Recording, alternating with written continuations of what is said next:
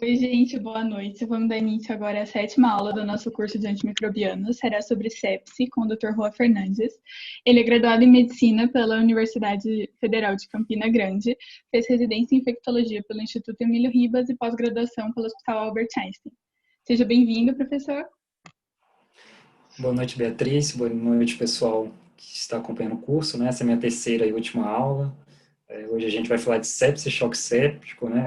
A ideia aqui é dar ênfase aos aspectos relacionados ao uso de antimicrobiano, mas não tem como falar de sepse sem a gente permear aqui os principais conceitos, pelo menos para que vocês entendam os princípios que regem o uso de antimicrobiano nessa síndrome, né? Então, a Beatriz já me apresentou, né? Eu sou o Juan, eu coordeno o controle de infecção hospitalar em um hospital filantrópico, referência em transplante renal, e em um hospital privado aqui em São Paulo. Então, vamos lá. Primeiro aqui os conceitos básicos, né? Acho que é fundamental entender o que é sepse. Sepse não é uma doença, sepse é uma síndrome que é caracterizada por uma resposta inflamatória sistêmica desregulada em consequência à infecção. E essa infecção está levando a uma disfunção orgânica e, por consequência, um alto risco de óbito. Então, hoje, não dá para a gente falar em sepse sem falar em disfunção orgânica. Essa é uma condição, é um pré-requisito para a definição de sepse. Da mesma forma, o choque séptico é uma evolução da sepse, aquele paciente que preenche a definição de sepse quando ele ocorre uma série de alterações circulatórias, celulares, metabólicas, e essas alterações são graves o suficiente para elevar ainda mais a mortalidade. A gente fala em choque séptico, a gente vai apresentar aqui as principais definições, como que a gente fecha esse diagnóstico. É importante entender a magnitude da sepse hoje, né? A sepse ela responde por 12 a 27% das internações em UTI em países desenvolvidos, né? Em países subdesenvolvidos. A gente tem, na literatura tem menos dado, mas talvez seja até uma incidência mais alta do que essa. A gente fala em sepse tanto para patógenos comunitários, como para infecções associadas à assistência à saúde, às infecções hospitalares, então não é isso que define a presença de sepse. Você pode ter um paciente internado, internação prolongada, e ele por algum motivo evoluir com infecção, disfunção orgânica, e você caracterizar também o episódio de sepse. A gente hoje já prediz quais são os focos que são mais frequentes como causa de sepse. Então, primeiro, a infecção do trato respiratório inferior, com 64% em uma casuística específica de pneumonia. Infecção intra-abdominal vem em segundo lugar com 20%, e algumas casuísticas mostram itu em terceiro, outras infecção de primária de corrente sanguínea associada a catéter, né? Mas sempre com incidência muito próxima. Nessa que eu citei aqui, 15% de infecção de corrente sanguínea e 14% de itu. Mas é interessante você encontrou um paciente, você suspeitou de sepse, você ter essa noção do que é mais provável que você vai encontrar para você buscar esse diagnóstico e fazer um tratamento empírico que seja adequado. Tem que frisar também que a incidência de sepse está crescendo, né? A população está envelhecendo, cada vez a gente tem mais tratamentos são imunomoduladores, a gente usa mais imunossupressor, o acesso a transplante de órgão sólido, a transplante de células hematopoéticas está sendo ampliado, então a incidência de sepse ela tende a crescer um pouco mais. Então todo médico, todo clínico tem que saber reconhecer, tem que saber manejar um caso de sepse. E hoje a gente já infere que a sepse é a principal causa de óbito no mundo, se a gente considerar os casos que são subnotificados. Então, assim, fica muito claro a magnitude do problema que a gente está diante, que o médico não pode negligenciar o conhecimento, a forma de abordar essa patologia. A gente tem alguns fatores de risco que são clássicos para a infecção. Tem alguns fatores de risco individuais, alguns polimorfismos gênicos, que tem diversos estudos na literatura associando ao risco individual de infecção, os extremos de idade, idosos e crianças mais jovens têm um risco maior de infecção, aqueles pacientes que têm múltiplas comorbidades, diabetes, doença pulmonar obstrutiva crônica, têm um risco maior também de infecção, as doenças crônicas de forma geral, as condições relacionadas à imunossupressão, então HIV, uso de imunossupressor, seja por transplante, seja por uma condição reumatológica, enfim, os fatores de risco para a infecção eles são muito claros na cabeça de todos, né? E a gente tem fatores de risco que fazem com que uma pessoa que tem infecção eventualmente desenvolva um quadro de sepse, uma resposta desregulada do nosso sistema imune a essa infecção. Depende da carga microbiana, do inóculo que daquela infecção, depende do agente, se é mais virulento, menos virulento, por exemplo, eu sempre cito, o aureus é muito diferente de um coagulase negativo em relação à virulência, depende do hospedeiro, por todas aquelas características que eu citei, que são fatores de risco para infecção, ser mais imunossuprimido tem um risco maior de ser séptico, por exemplo, das funções orgânicas pré-existentes, então, se a gente está falando de que sepse é disfunção orgânica essencialmente, uma nova disfunção em resposta à infecção, se aquele paciente já tem a função orgânica limítrofe, ele está mais sujeito ao risco de sepse, e ao manejo, evidentemente, né, o manejo da infecção, o manejo inapropriado da infecção, a abordagem inadequada, aumenta o risco do paciente evoluir com um quadro de sepse e ter um desfecho desfavorável. Não é o objeto da aula, mas é interessante conhecer pelo menos os conceitos básicos da fisiopatogênese da sepse, né? Então, de forma geral, a gente entende a sepse como um contrabalanço entre uma resposta pró-inflamatória e uma resposta contra-inflamatória. E vai acontecer o quadro séptico basicamente quando houver esse predomínio, essa exacerbação da resposta inflamatória.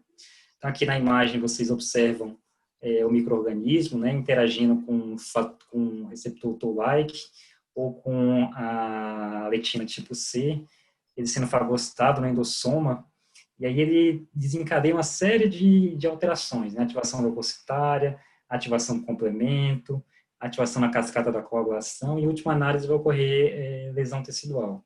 Por outro lado, tem uma série de outros fatores que estão tentando contrabalancear isso, né? Enquanto você tem um monte de citocinas inflamatórias, interleucina 1, 2, 6, 8, TNF-alfa em grande quantidade, você tem também outros mecanismos que tentam reduzir essa inflamação. Então, fatores neuroendócrinos, tem linfócitos T reguladores, por exemplo, tentando contrabalancear essa infecção.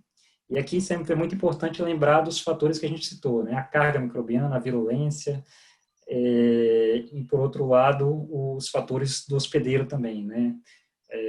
Fatores genéticos, polimorfismos, idade, outras doenças, o uso de medicamentos, principalmente imunossupressores, tudo isso vai contribuir ou não para que o paciente tenha o evento séptico, né?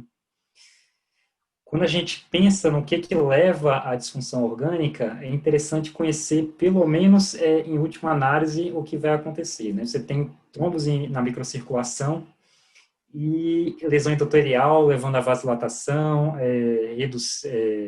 queda da pressão arterial, dano de barreira, causando essa disfunção da microcirculação. Tudo isso leva aí para perfusão tecidual. A gente tem outros fatores que se somam, por exemplo, disfunção mitocondrial. Você vai ter uma hipoperfusão, um desbalanço da demanda e da oferta de oxigênio. E isso leva, em última análise, também à disfunção orgânica. Então, são uma série de fatores que são importantes, né? Não é necessário para o manejo você conhecer os pormenores, mas pelo menos ter uma ideia, porque muitos deles vão ser interessantes para a gente fazer nossa estratégia terapêutica. A definição de sepse atual, ela vem de um consenso que foi publicado em 2016, que é chamado de Sepsis 3, que acabou modificando um pouco tanto a abordagem como o que a gente define como sepse, né? A partir do Sepsis 3, aquele antigo critério de CIS, que não deixou de existir, mas ele não faz mais parte da definição de sepse. Por que não faz mais parte? Porque CIS, basicamente, são critérios, eu vou mostrar, são relacionados à inflamação. Então, a gente tinha muitas condições que acabavam falseando, não infecciosas, que acabavam preenchendo o critério sem necessariamente ser sepse, né? Pancreatite, o paciente com trauma, às vezes até uma infecção comunitária mais leve, por exemplo, uma faringoamidalite, poderia ter febre e leucocitose e preencher o critério de CIS. Então, a ideia é a gente aumentar a especificidade do critério, né? O critério de CIS era muito sensível, mas pouco específico. Foi feita uma redefinição que eu vou mostrar. E o sepsis 3 também fez outra coisa interessante, né? Ele extinguiu o termo sepse grave, não tem mais a definição de sepse grave. O que antes era sepse grave, que era sepse com disfunção orgânica, agora passou a ser chamado só sepse. Toda sepse agora precisa ter disfunção orgânica. tirou essa redundância. A gente tinha um problema antigamente que as publicações às vezes usavam termos diferentes, apesar de ter dois conceitos anteriores, e agora a coisa está bem mais padronizada mundialmente. Aqui só para relembrar, né, os critérios de CIS não fazem mais parte da definição de sepse, então a gente considerava, eram 4, se precisaria ter pelo menos 2, temperatura, hipertermia ou hipotermia, frequência cardíaca maior que 90, o aumento da pressão parcial de CO2 ou a taquipneia, e a leucocitose ou leucopenia ou desvio à esquerda, né? Dois desses 4 critérios você preenchia o critério de CIS, e se houvesse CIS mais infecção, antigamente, até o sepsis 3, era essa a definição de sepsis. Agora, CIS não faz mais parte dessa definição. Isso tem que ficar claro, porque às vezes você pode pegar uma literatura um pouco mais antiga, pode fazer uma discussão com um colega que esteja desatualizado e te atrapalhar na sua percepção. O sepsis 3 ele também incluiu um outro critério que se chama Kick-SOFA. O que foi o Kick-SOFA? Eles pegaram um grande banco de dados de pacientes com sepsis e eles tentaram encontrar fatores que se associavam ao maior risco para o paciente. Risco de quê? Risco de permanência prolongada no UTI e risco de óbito. E esses 3 fatores eles são totalmente clínicos, não precisam de nenhum exame, você pode fazer à beira do leito. Um é medir a frequência respiratória, se tiver maior que 22, avaliar a alteração do nível de consciência, e o terceiro é a pressão sistólica abaixo, igual ou menor que 100. Se você tiver 2 dos 3 critérios, você tem um Kick-SOFA positivo. Isso daqui mostra um score prognóstico, mostra que seu paciente tem maior risco. E ele, na definição do sepsis 3, ele passou a incorporar, a ajudar nessa triagem dos casos à beira-leito. Precisa necessariamente ter um Kick-SOFA positivo para ter sepsis? Não. Você pode não ter os 2 pontos do Kick-SOFA e você tem um julgamento clínico, o paciente tem infecção, tem sepsis, você prossegue no algoritmo que eu vou mostrar. Mas ele é interessante como fator prognóstico. O que é a sepsis agora, a partir do sepsis 3? Agora não, a gente já está em 2020, né, tem 4 anos já o consenso, mas é importante ressaltar que é uma alteração. A sepsis, ela parte do conceito do score SOFA, um score de disfunção orgânica que já existia, né? O SOFA tem 6 critérios. O primeiro deles é respiração, considera a pressão parcial de O2 sobre FO2, a relação PO2-FO2. A coagulação, que utiliza a dosagem de plaquetas. O critério hepático, que utiliza a dosagem de bilirrubina. Um critério cardiovascular, que utiliza PAM, a necessidade de vasopressor inotrópico. O critério de sistema nervoso central, que utiliza a escala de Coma de Glasgow. E o critério renal, que pode ser o valor da creatinina ou o débito urinário. Isso aqui qualquer calculadora médica tem, né? Você não precisa decorar o critério, mas você precisa saber aplicar. Então, você suspeitou de sepse, ou seu paciente tem um Kick-SOFA positivo, e, obviamente, ele tem infecção presumida.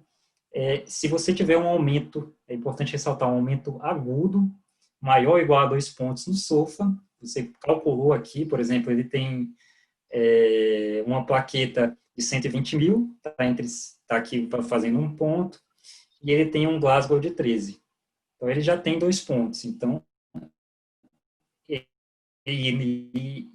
ele não tinha essa plaquetopenia antes. Esse é um paciente com sepse.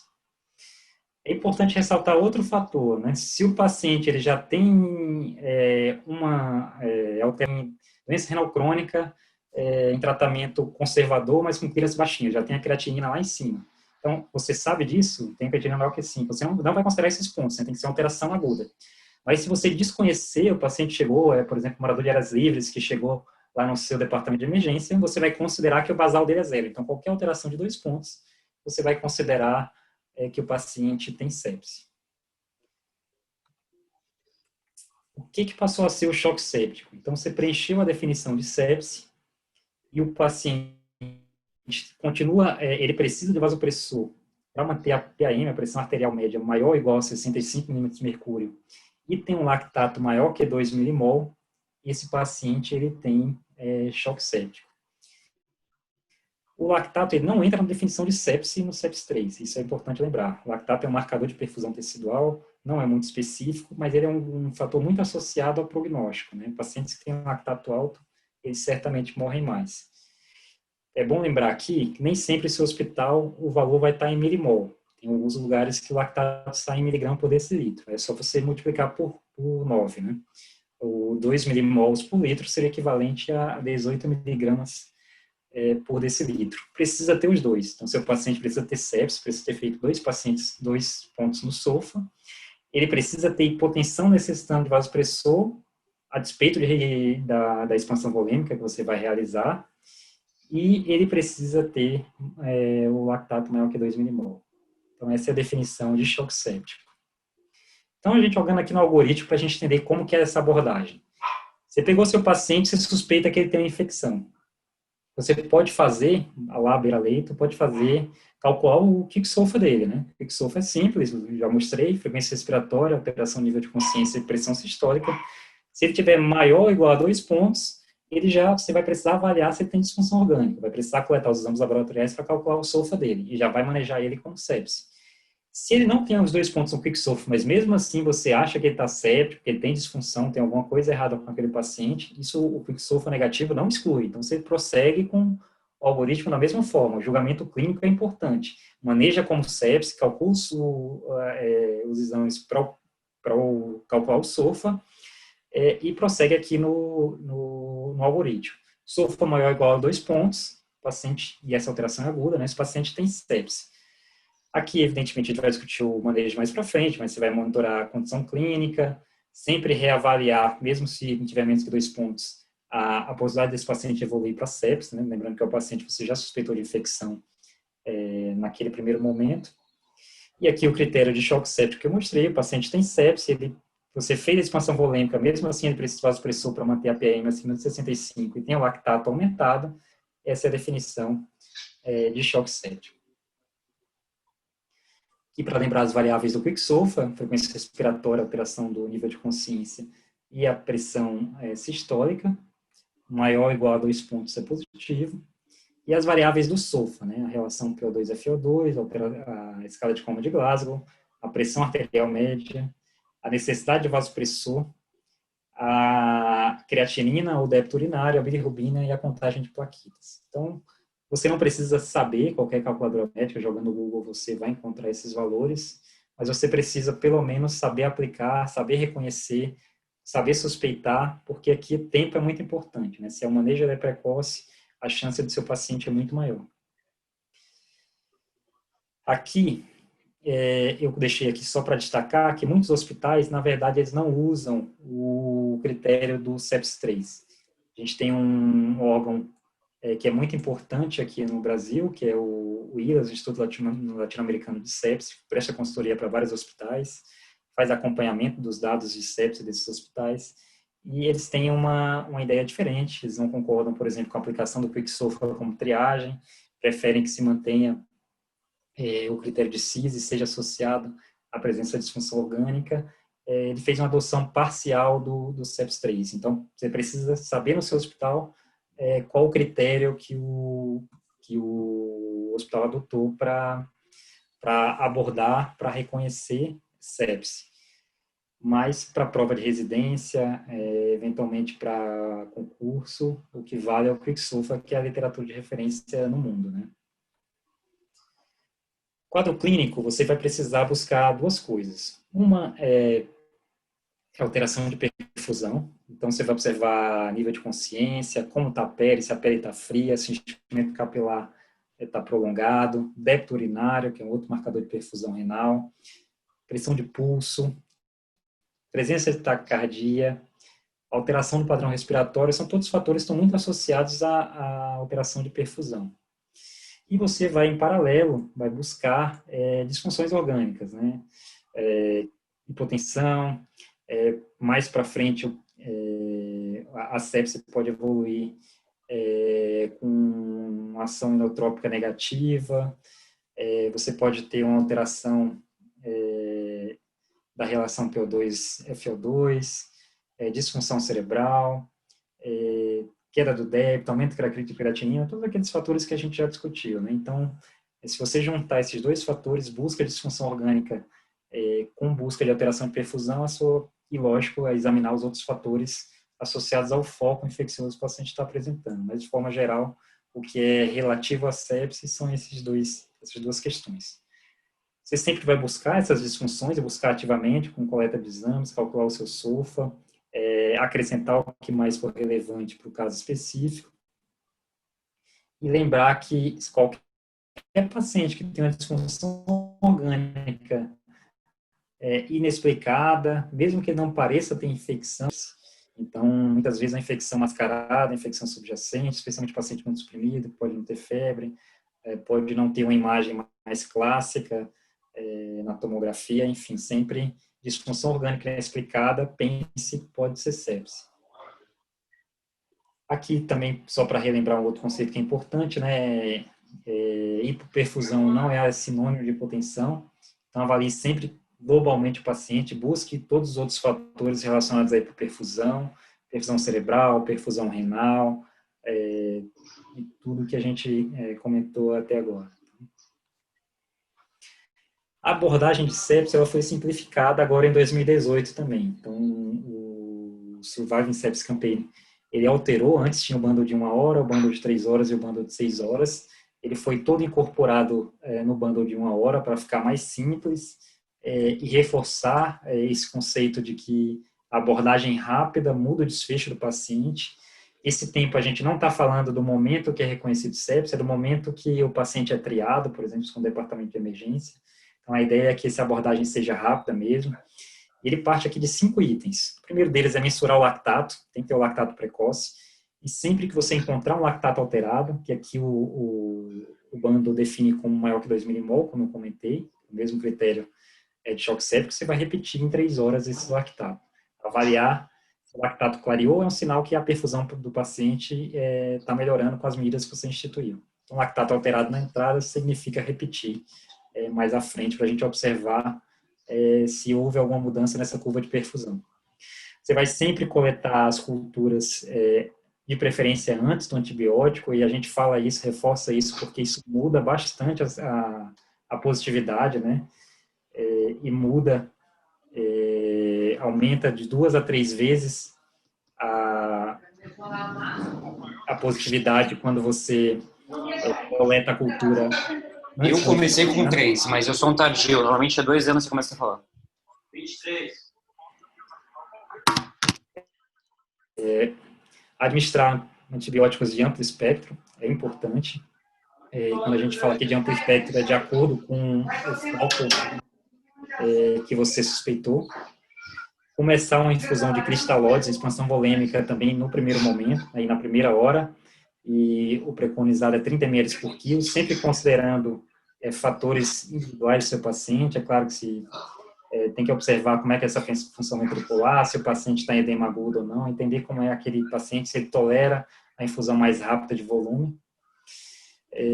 Mas, de forma geral, o paciente está hipotenso, ou que tem um lactato maior que 4 milimol, maior que 36 miligramas por decilitro, ele vai merecer volume. Exames complementares. Importante, além da cultura que já foi citada, e do lactato, que fazem parte do bundle de 1 hora. Você pode pedir provas de atividade inflamatória, PCR, a procalcitonina, que é mais validada para descalonamento de antibiótico, mas é um outro marcador, quem tem disponível pode lançar mão. É interessante ter um hemograma para você avaliar a curva de leucócito, que é outro fator que te ajuda a interpretar a evolução laboratorial do paciente. Bioquímica, para você avaliar as disfunções que a gente comentou.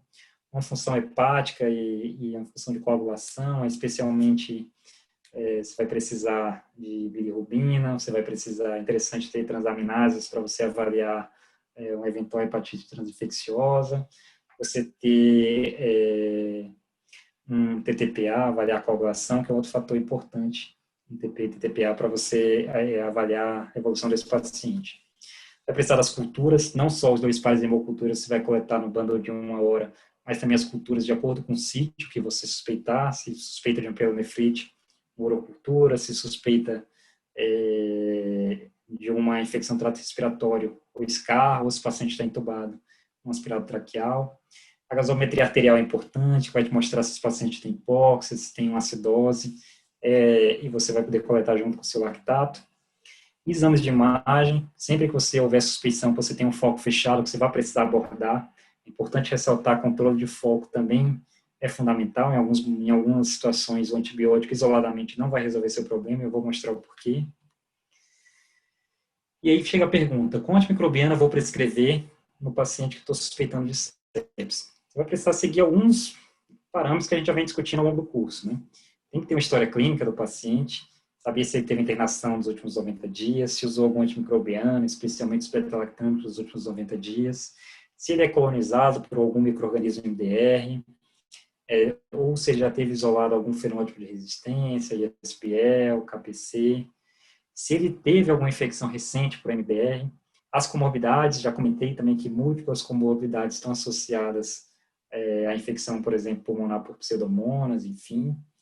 A imunossupressão é um grupo de risco também para infecções por alguns micro-organismos específicos. O sítio da infecção é fundamental, porque, evidentemente, a microbiota ela depende essencialmente do sítio que foi suspeitado. Vou trazer alguns exemplos. A presença de dispositivos, aqui tem vários exemplos que vão alterar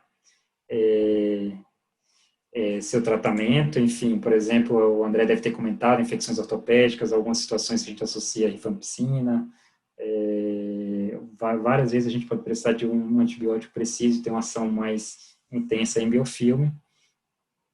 A microbiologia do seu serviço de saúde, aqui você vai precisar conhecer a incidência de micro-organismos por topografia, que são mais relevantes para o seu serviço, a incidência de fenótipos de resistência. Vamos supor, por exemplo, que você trabalhe numa casa de repouso de idosos que usam antimicrobiano com frequência maior, é claro que a incidência de SBL, por exemplo, vai ser muito maior. Então, você tem que saber em que cenário você está para você poder fazer seu tratamento empírico. Da mesma forma, você vai precisar conhecer a sensibilidade dos patógenos que você identifica com maior frequência no seu serviço. Então, sempre a CCH vai emitir relatórios, vai te apresentar como os dados para você saber o que é mais relevante no seu cenário. Então, aqui alguns exemplos, né? Por exemplo, se tem infecção intraabdominal da comunidade, o que é mais frequente? Um bacilo gram-negativo aeróbio, por exemplo, E. coli, e dos anaeróbios ou bacterióides fragiles. Por isso que, habitualmente, então, muitas vezes você nem sabe, mas chega aquela apendicite, fase 2, fase 3, você acaba prescrevendo, por exemplo, ceftriaxona e metronidazol. Sempre pensando na microbiota provável que você vai encontrar. Uma pielonefrite, o que é mais frequente? Os bacilos gram-negativos aeróbios também, principalmente E. coli, seguido por Klebsiella em todas as casuísticas. O terceiro agente, às vezes, é pseudomonas, às vezes é enterococo. Enterococo é mais importante em pessoas mais idosas. Se você tem a pneumonia adquirida na comunidade, a gente discutiu bastante, os agentes são mais prováveis, mas sempre pneumococo vai estar bem à frente dos demais. Alguns serviços, você precisa saber se tem mais auras, se tem menos auras. Lembra que eu comentei que se você tem 10 a 20% das pneumonias sendo causadas por auras, você precisa cobrir esse agente no seu esquema empírico, né? Se for 10 a 20% de MRSA, você precisa associar vancomicina no seu esquema empírico. Legionela, que é mais importante para imunossuprimido, em algumas condições de surto. Eventualmente, você pode ter bacilos gram-negativos, né? Principalmente no ambiente hospitalar. As infecções primárias correntes sanguíneas associadas a catéter é mais frequente Staphylococcus aureus ou os BGNs. Aqui no Brasil é mais frequente BGN do que aureus, também como eu mostrei na aula passada. Se você tem um paciente séptico e você observa que tenha petequias com ou sem sinais de meningite, você tem que pensar em Neisseria. Aqui só uma ideia geral, né? Aqui basicamente você vai pensar no micro-organismo, você tem que lembrar do curso todo, todas as topografias que nós discutimos e quais são os agentes mais prováveis. Todo hospital, para você não ficar completamente perdido, vai ter um guia de antimicrobiano empírico para sepse, né? Aqui, por exemplo, eu coloquei o guia que é fornecido pelo ILAS, né? Então, aqui ele traz as possibilidades para infecção comunitária, para infecção hospitalar. Por exemplo, se for uma pneumonia, a sugestão é fazer ceftriaxona com claritromicina, lembrar que a claritromicina é mais importante, mais relevante no paciente internado, em casa não precisa associar o macrolídeo. Mas, enfim, aqui só para você ter uma ideia que você pode ter alguns artifícios a mais para você chegar na sua terapia empírica. Mas é mais importante que você saiba raciocinar quais são os fatores. Vai ficar bem mais fácil do que você sempre procurar, do que você acessar o guia da sua instituição. Outros exemplos aqui, por exemplo, peripartes moles, que a gente pensa mais em estafo, estrépito. Primeira escolha no guia do ILAS é oxacilina ou cefalosporina de primeira geração, por exemplo, cefazolina, se for da comunidade. Se for da hospitalar, tem um risco maior de estafo resistente à oxacilina, então você vai prescrever vancomicina, glicopeptídeo de forma geral. Enfim, aqui é mais para que vocês tenham uma ideia de que você tem que saber quais são aqueles fatores que você vai perguntar na sua história clínica, você tem que saber raciocinar em cima dos patógenos que são mais prováveis por topografia, mas que, via de regra, você vai ter também algum subsídio do seu controle de infecção para te dizer, conhecendo a microbiota local, quais são os patógenos mais prováveis. Esse é um trabalho interessante, multicêntrico, em Nova York. Eram 49.331 pacientes, 149 hospitais, e aqui a gente observa o impacto que tem em você atrasar a sua intervenção. Aqui é a mortalidade intra-hospitalar, em porcentagem, e no eixo X você tem as horas que se passaram em cima aqui para completar o antigo bundle 3 horas, né, que não existe mais, mas a demora em você fazer aquelas medidas que são preconizadas, quanto mais demora, maior a mortalidade. Da mesma forma, a demora para a administração do antimicrobiano. Se você não consegue colocar mais precoce, a gente espera que você encontre uma mortalidade intra-hospitalar maior para esse paciente. Aqui são dois conceitos importantes. Se a gente falar de sepse, tempo é muito importante. Então, atraso para fazer a intervenção, maior mortalidade. Nesse trabalho aqui, eles avaliaram também o tempo para administrar fluidos, né, para fazer a expansão volêmica, e o tempo para administrar fluidos não teve diferença estatística em mortalidade. Mas o tempo para antibiótico e para completar o bundle, sim, e uma diferença de mortalidade importante. Aqui é interessante a gente lembrar alguns fatores da fisiopatologia da sepse que vão interferir na prescrição de antibiótico. Eu já comentei com vocês no início que a sepse, a gente tem dois fatores que chamam muita atenção. Um é a vasodilatação, um choque distributivo, e outro é o aumento de permeabilidade vascular. Quando a gente soma essas duas coisas, vasodilatação e aumento de permeabilidade vascular, e aqui não só por dano na microcirculação, aumento de permeabilidade vascular, também porque você também tem extravasamento de proteínas, aumentando a pressão oncótica no extravascular, você vai ter, evidentemente, migração do fluido do intra para o espaço intersticial. Isso resulta em edema. Além do edema, a gente tem que lembrar, que eu também já apresentei para vocês, a abordagem da sepse de forma geral, para corrigir a hipoperfusão, a gente vai fazer fluido endovenoso. Então, além do edema, você vai estar dando fluido endovenoso, e a gente sabe que cristalóides, só 25% ficam no intravascular. Os outros 75% que você dá vai estar indo para o extravascular. Quando a gente soma esse edema que advém da fisiopatologia da sepse, mais o fluido iatrogênico que você acaba sendo necessário dar para corrigir a hiperfusão, você vai ter uma característica importante dos antimicrobianos na sepse, uma característica farmacocinética, que aumenta o volume de distribuição.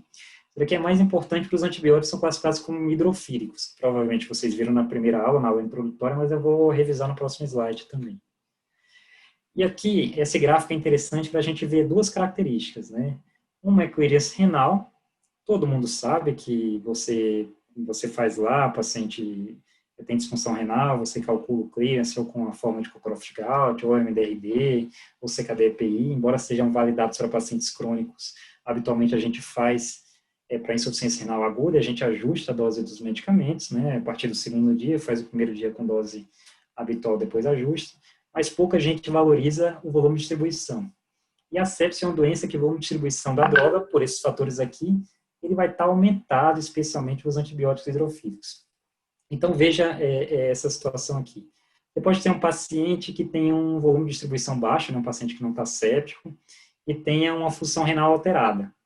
Então, o antibiótico dele aqui, ele vai, a dose, se você der a mesma dose para esse paciente, você vai estar num nível supraterapêutico, um nível que pode ser tóxico do seu antibiótico. Se o paciente tem um volume de distribuição normal e um clearance normal, se você der a dose padrão, ele vai estar no alvo terapêutico, vai estar ok. Agora, se você tem um paciente que, como habitualmente a gente tem um paciente séptico, ele tem um clearance aumentado e tem um volume de distribuição alto. Então, a sua dose ela vai ficar baixa se você fizer a dose padrão. Então, habitualmente, quando a gente fala de antibiótico hidrofílico, por essa alteração do volume de distribuição da droga, habitualmente a gente precisa fazer doses maiores para poder chegar nesse alvo terapêutico aqui. Então, esse é um conceito importante, farmacocinético, normalmente é negligenciado pelo clínico quando ele pensa na sua prescrição do paciente séptico. Aqui só relembrando, né, para vocês quais são as classes são mais hidrofílicas, aquelas são classificadas como lipofílicas. Os exemplos clássicos de hidrofílicos, os aminoglicosídicos, os beta-lactâmicos, os glicopeptídeos, como a vancomicina, os lipopeptídeos, como a daptomicina. Por outro lado, os lipofílicos, o exemplo clássico é a quinolona, mas também temos as glicilciclinas, as glicosamidas, os macrolídeos, metronidazol, cetraciclinas, enfim. O que diferencia os dois? O hidrofílico, a distribuição ela vai ser limitada ao espaço extracelular. Enquanto o lipofílico tem maior afinidade com a membrana, ele tem acúmulo também intracelular. O hidrofílico, habitualmente, é mais frequente ter um clearance, a excreção ser predominantemente renal. O lipofílico, algumas vezes, a excreção é hepática. Então, tem essas diferenças na farmacocinética dessas drogas. Então, para o paciente séptico, se você for dar um antibiótico hidrofílico, como habitualmente você vai dar um beta-lactâmico, com ou sem um glicopeptídeo, na maioria dos casos, você vai precisar fazer dose de ataque sempre. Todo paciente crítico você faz dose de ataque, principalmente se for um antibiótico hidrofílico, mas não só. E se o paciente tiver uma função renal normal ou pouco diminuída, muitas vezes você vai precisar aumentar a dose de manutenção também. Então, por exemplo, um paciente crítico, um paciente séptico, você está dando meropenem, você não vai dar 1 grama de 8 em 8, você dá 2 gramas de 8 em 8. Vancomicina, por exemplo, você vai fazer a dose de ataque 25 mg quilo. Se você ficar dando 15 mg de 12 em 12, como é a dose padrão, provavelmente a sua vancostemia lá no 4º dia, ela não vai subir. Você vai precisar ajustar a dose, vai precisar ir aumentando. Então, esse é um conceito importante. Paciente crítico, paciente séptico, por tudo isso que eu coloquei, ele tem um volume de distribuição maior da droga, muitas vezes você vai precisar de uma dose mais alta para atingir a faixa terapêutica.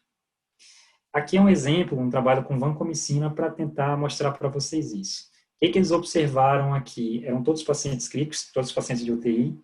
Aqui eles testavam 2 intervenções, né? Uma era infusão contínua, que é essa bolinha aqui. Outros pacientes recebiam infusão intermitente, mas isso não é o que eu quero destacar para vocês. O que eu quero destacar é que se você faz a dose padrão, que é 30 mg quilo dia, né? 15 mg de 12 em 12, boa parte dos pacientes não vão chegar aqui nos 15 mg por litro da vancostemia. De onde é que sai esse 15 mg por litro da vancostemia? A ação terapêutica da vancomicina, do glicopeptídeo, a gente avalia por um parâmetro que se chama área sobre a curva sobre MIC. E esse número tem que ficar acima de 400, esse valor farmacocinético. Então, a gente tem uma correspondência desse valor com esse valor da vancostemia sérica de 15 mg por litro. Então, muitas vezes, você vai dar a sua dose padrão, você não vai estar conseguindo chegar na dose que o seu paciente precisa. E outras, você dá uma dose baixa e você está dando mais do que o paciente precisa. Então, você precisa conhecer esses parâmetros que interferem na excreção da droga e que interferem no volume de distribuição da droga para você poder fazer uma análise racional da dose que você está dando. Não sempre fazer o carimbo do que é o habitual. Esse é um conceito importante para trazer para vocês. Então, o que são os princípios na prescrição do antibiótico na sepse? Você vai começar o antibiótico o mais rápido possível, idealmente na primeira hora, desde a triagem do paciente. Você vai fazer um amplo espectro voltado para o foco que você suspeitou. Tendo o resultado das culturas do teste de sensibilidade, você vai descalonar, ou eventualmente, até se for necessário, escalonar o seu esquema antimicrobiano. A dose deve se basear nos princípios de farmacocinética e farmacodinâmica, então a gente tem essa discussão importante da sepse, sobretudo para considerar doses mais altas dos antibióticos hidrofílicos. A suspensão de escalonamento devem ser pensados precocemente quando a condição clínica do paciente permitir. O paciente está 72 horas afebril, está clinicamente bem, teve evolução ótima, hemodinâmica normal. Você pode pensar em tratamentos mais curtos, a depender do patógeno, até 5 a 7 dias, especialmente se não for infecção bacteriêmica. Hoje, o conceito é sempre menos tempo de antibiótico quando a condição clínica do paciente permitir. Esse é outro conceito importante, que é a questão do controle de foco. Então, às vezes o paciente, você avaliou, ele fez a imagem, era uma pneumonia, tem um derrame pleural. Você puncionou, vem pus, é um empiema. Precisa drenar o estômago, precisa fazer controle de foco. Esse trabalho aqui era com infecção intraabdominal, na verdade. Era perfuração do trato gastrointestinal, pacientes que evoluíam com peritonite. E observem a diferença na sobrevida em 60 dias aqui. Quando a abordagem era muito precoce, até 2 horas da chegada do paciente, a sobrevida em 60 dias era de 98%. Quando essa abordagem era de 4 a 6 horas, o controle de foco mais tardio, essa sobrevida em 60 dias cai para 55%. E acima de 6 horas, ninguém sobrevivia. Então, esse conceito de que só dar antibiótico não resolve tem que estar enraizado também. Se o paciente tem alguma condição que exige controle de foco, algum foco fechado, você precisa, muitas vezes, fazer desligamento ou drenar um abscesso, precisa intervir para você poder ter uma resposta melhor na infecção. E para a infecção intraabdominal, hoje a gente fala que se você fizer um controle de foco adequado precoce, muitas vezes você consegue interromper o antibiótico até 4 dias, um tratamento super precoce. Então, não é o tempo de antibiótico que resolve, é você entender o contexto do seu paciente e fornecer as intervenções que ele precisa. A gente está falando de uma situação, a sepse, que tem uma mortalidade muito alta, né, uma mortalidade em torno de 10%. O choque séptico, né, a presença da sepse com a hiperlactatemia e com a necessidade de vasopressor eleva essa mortalidade para 40%. E tem todos esses fatores que, se o manejo não for adequado, vão somando um aumento de letalidade. Então, se o seu antibiótico você entra tardiamente, se você não faz uma cobertura adequada, se precisava fazer um controle de foco e o seu cirurgião não quis fazer, tudo isso, essa mortalidade vai ser incremental à medida que essas medidas são retardadas. Era basicamente isso que eu queria trazer para vocês. Para concluir, eu queria reforçar que a sepse não é uma doença, é uma síndrome, e ela está associada a uma mortalidade muito alta, como eu mostrei, e também uma morbidade alta, mesmo entre os sobreviventes. Muitas vezes, esses pacientes ficam com uma limitação funcional importante por meses, precisam de reabilitação. O diagnóstico hoje ele é baseado em definições, e a gente considera principalmente as definições do sepsis 3, com algumas críticas, claro. O sepsis 3, por exemplo, definir sepsis precisa de exame laboratorial, então você precisa pensar que começar as medidas e depois, com o resultado do laboratório, você vai fechar se o sulfo é compatível ou não com sepsis. A sistematização de medidas, de condutas, ela sem dúvida modifica o desfecho, porque você vai pensar mais nesse diagnóstico, você vai conseguir fazer as medidas mais precocemente, vai diagnosticar mais sepsis, então você tem que ter esse algoritmo todo bem desenhado na sua cabeça e o que você vai fazer nesse manejo. E como toda doença, você precisa conhecer as alterações fisiopatológicas características, você precisa entender algumas características farmacocinéticas e farmacodinâmicas das opções terapêuticas que você teria e fazer esse manuseio de forma a dar o melhor retorno possível para o seu paciente. Isso é importante, isso é uma outra questão que eu queria deixar. Então, qualquer dúvida pode mandar por e-mail, está aqui no e-mail. Deixei também meu Instagram, se é o link da seguir, sempre tem algum conteúdo. E se porventura mandarem o pessoal da Liga também, depois eu gravo um vídeo com as respostas. Mas eu acho que esses são os conceitos fundamentais de sepsis para vocês.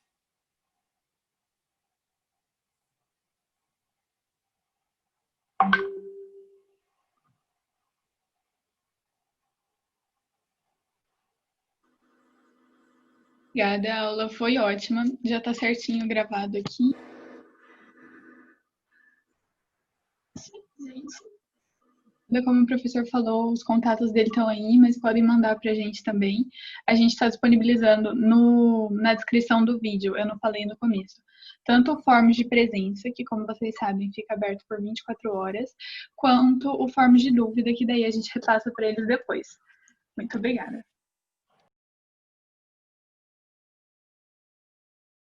A chave de hoje, pessoal, vai ser lactato. Então, repetindo, a prova-chave de hoje é lactato. Perfeito, gente.